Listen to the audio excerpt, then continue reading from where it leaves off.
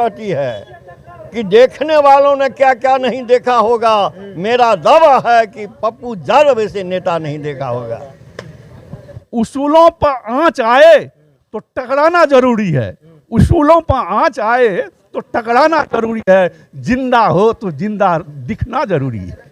नमस्कार, आप देख रहे हैं युवा दस्तक बिहार। मैं हूं सोनू कुमार। इस वक्त मौजूद हैं हम लोग पूर्णिया से सहरसा की ओर जाने वाले मुख्य सड़क मार्ग के बगल में, और यह स्थान जो है बैजनाथपुर चौक है। आप देख सकते हैं किस तरह से जो बैजनाथपुर चौक पर यह सड़क, यह मेन रोड जो है निर्माणाधीन है। हम लोग इस वक्त बैजनाथपुर चौक पर ही मौजूद हैं, और यहाँ पर जिस तरह से देखा जा रहा है कि संपूर्ण भारत में जो है लोकसभा के चुनाव का रणभेरी बज चुका है। उसी क्रम में जो है एक दो चरण के जो है नामांकन प्रक्रिया भी पूरी कर ली गई है, और तीसरे चरण में जो है मधेपुरा लोकसभा का भी नामांकन प्रक्रिया है। और जिस तरह से जो है पूरे बिहार ही नहीं संपूर्ण भारत में जो है पूर्णिया का सीट जो है हॉट सीट बना हुआ है, जहां पर कि पप्पू यादव जी जो है वो भी चुनावी मैदान में जो है दस्तक दे चुके हैं। तो वो पप्पू यादव जी ने जो है निर्दलीय अपना जो उम्मीदवारी दिया, और उसी क्रम में देखिए किस तरह से जो है पप्पू यादव को पूर्णिया लोकसभा के तमाम जनताओं के साथ साथ जो है मधेपुरा लोकसभा के भी गणमान्य लोगों का जो है साथ मिल रहा है, और उनके चाहने वाले पूरे बिहार में मौजूद हैं। उन्हीं क्रम में इस वक्त मौजूद है हम लोग बैजनाथपुर चौक पे। आइए जानते हैं इन लोगों से, ये लोग जो है क्या कुछ कह रहे हैं पूर्व सांसद पप्पू यादव को लेकर। क्या कुछ कहेंगे? जिस तरह से देखा जा रहा है कि पूर्णिया का जो सीट है वो हॉट सीट बन गया है, बिहार ही नहीं संपूर्ण भारत चर्चा में बनी हुई है। देखिए, तो बहुत दुख की बात है जो पप्पू यादव जी जैसे नेता को, नेता उनको कम कहा जाए, एक सामाजिक कार्यकर्ता है, और पूरे देश में जिस तरह से उन्होंने लोगों की मदद करने का बीड़ा उठा रखा है, कोरोना काल हो, बाढ़ हो, किसी भी तरह की घटना हो, और उस घटना में पप्पू यादव जी जिस तरीके से लोगों की मदद करते हैं, तो निश्चित तौर पर पूरे बिहार में एक वो मिसाल कायम कर चुके हैं। रही बात इस बार उन्होंने जन अधिकार पार्टी जो बिहार में सड़कों पे सबसे ज़्यादा आंदोलन किया, उस पार्टी का विलय उन्होंने कांग्रेस में किया, और कांग्रेस में विलय करने के बाद कहीं न कहीं राजद के लालू जी को लगा जो पप्पू जी के आने से कांग्रेस मजबूत हो जाएगा। इसी के तहत लालू जी ने कांग्रेस को वो तमाम सीटें नहीं दी जहां से पप्पू यादव जी चुनाव लड़ना चाह रहे थे। पूर्णिया की सीट नहीं दी, मधेपुरा की सीट नहीं दी, और सुपौल की सीट नहीं दिया। और एक तरह से अगर हम लोग जहां तक सोच रहे हैं, जो पप्पू जी के हक के लिए ये अच्छा ही हुआ, क्योंकि अभी के समय में पूर्णिया में कोई जात पात का बंधन नहीं रहा, कोई पार्टी का बंधन नहीं रहा।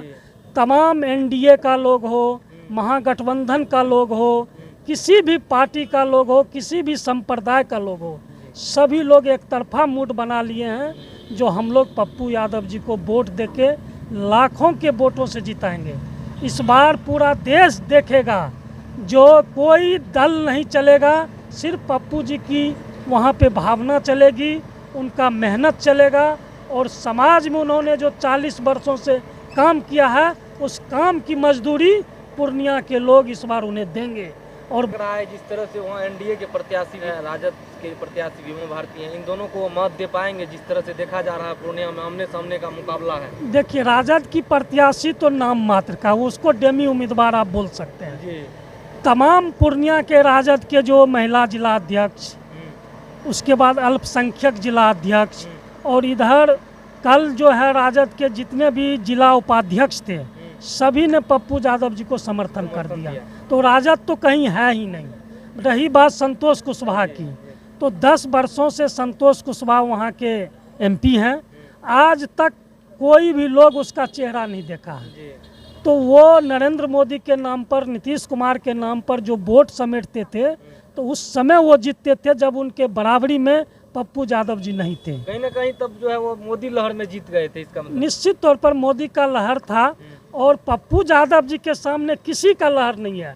पप्पू यादव के सामने सिर्फ एक लहर है, मानवता की लहर है, समाज सेवा की लहर है। उसके सामने कोई लहर तहर चलने वाला नहीं है।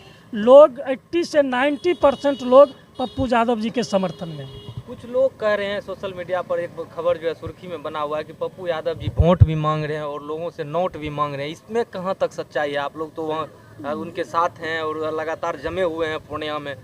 देखिए, नोट की बात नहीं, आशीर्वाद के तौर पर नेताजी 1 रुपया मांग रहे हैं, जी आप 1 रुपया से मदद कीजिए जी। और 1 वोट आप हमको दीजिए। तो लोग तो नोट दे रहे हैं, 1 रुपया का। अब कोई लोग 500 के देखिए, नोट दे रहे हैं, कोई 100 के दे रहे हैं। लोगों की स्वेच्छा पे है ना, उनकी भावना है ना, जी। जो वो 1000 दे कि 100 दे, जी। लेकिन उनका कहना है जो 1 वोट दीजिए और 1 रुपया से मदद कीजिए, जी।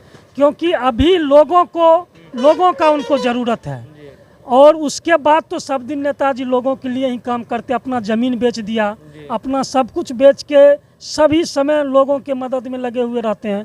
तो आशीर्वाद के तौर पर उनका 1 रुपया मांगना है। अब स्वेच्छा से लोग कोई 100 रुपया दे रहे हैं, कोई 500 रुपया दे रहे हैं, ये तो लोगों की अपनी प्यार है और मोहब्बत। कांग्रेस में किया, फिर भी उसको टिकट नहीं दिया गया और जो है वो निर्दलीय वहाँ चुनाव लड़ रहे हैं। क्या लग रहा है पूरे बिहार में जो उसके कार्यकर्ता हैं उसका समर्थन मिल रहा है पप्पू यादव को? निश्चित तौर पर कार्यकर्ता का समर्थन नहीं मिल रहा है, जी पूरे जनता का समर्थन मिल रहा है। और पूरे बिहार के जो लोग गरीब गुरबा लोग हैं वो समझ रहे हैं जो पप्पू यादव जी के साथ नाइंसाफ़ी हुआ है। हमारे कुछ कलीग अमेरिका वगैरह में भी है, उन लोगों ने भी वहाँ से फ़ोन किया जो निश्चित तौर पर भारत में पप्पू यादव जी जैसे नेता को चुनाव जीतना चाहिए। और इस बार इन लोगों ने जो घिनौना काम किया है, पार्टी विलय होने के बाद टिकट नहीं देना, ये तो पूरे देश की जनता देख रही है। कार्यकर्ता तो छोड़ दीजिए, उन जनता एक तरफ से पूर्णिया की जनता और कोसी सीमांचल की जनता का सहानुभूति और आशीर्वाद पप्पू यादव जी के साथ है। इस बार उनको कोई हरा नहीं सकता। आपका परिचय? हम रंजन जी हैं, सहरसा। देखिए जिस तरह से जो है पूर्णिया जो है पूरे विश्व में हॉट सीट बन गया है पप्पू यादव को लेकर के, उसी क्रम में आइए कुछ लोग हैं उनसे जानते हैं। सबसे पहले आप अपना परिचय। मेरा नाम हुआ उमेश प्रसाद यादव, अधिवक्ता। जी भाई क्या कुछ कहेंगे जिस तरह से पप्पू यादव को लेकर के लगातार आज 10-15 रोज से जो है खबर चल रहा है और सुर्खी में बने हुए हैं लगातार पप्पू यादव? सबसे पहले तो हम पप्पू जी के संबंध में एक शायर के माध्यम से उनके बारे में कहना चाहूँगा। जी पप्पू जी के ही शब्दों में समझिए उसको, जी जो तुम लाख सितम ढाओ हम पर, तुम लाख सितम ढाओ हम पर सहना हम जानते हैं, लाख सितम ढाओ हम पर सहना हम जानते हैं, आग लगाओ पानी में बुझाना हम जानते हैं, आग लगाओ पानी में बुझाना हम जानते हैं, हवा बन के बुझा डालो मोहब्बत के चिराग को, हवा बन के बुझा डालो मोहब्बत के चिराग को, जलाना हम जानते हैं। ये है पप्पू यादव जी, पप्पू यादव की जय को संस्कृत प्रशासन। और दूसरी बात रहा पूर्णिया हॉट सीट के संबंध में, पूर्णिया इस चुनाव में देश और दुनिया में एक बहुत ऐतिहासिक निर्णय देने जा रहा है पूरे दुनिया को। आज पूरे देश में जात पर चुनाव हो रहा है, पार्टी पर चुनाव हो रहा है, विभिन्न धर्म के नाम पर चुनाव हो रहा है, राम के नाम पर चुनाव हो रहा है। और पूर्णिया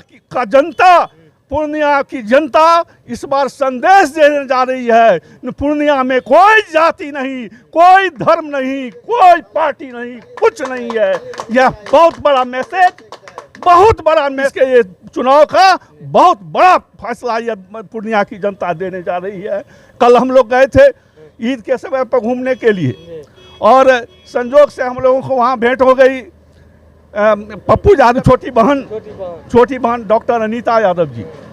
एक मुस्लिम के बस्ती पर हम लोग गए थे, तो वहाँ मुस्लिम एक 90-95 वर्ष के वृद्ध थे मुसलमान, उनको अनीता जी ने जाकर पैर छुआ, कहा आशीर्वाद दीजिए।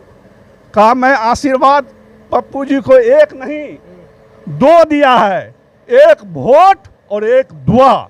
यह है वहाँ के लोगों की भावना। इसलिए यह ऐतिहासिक चुनाव है, यह दुनिया को संदेश लेना होगा पूर्णिया से।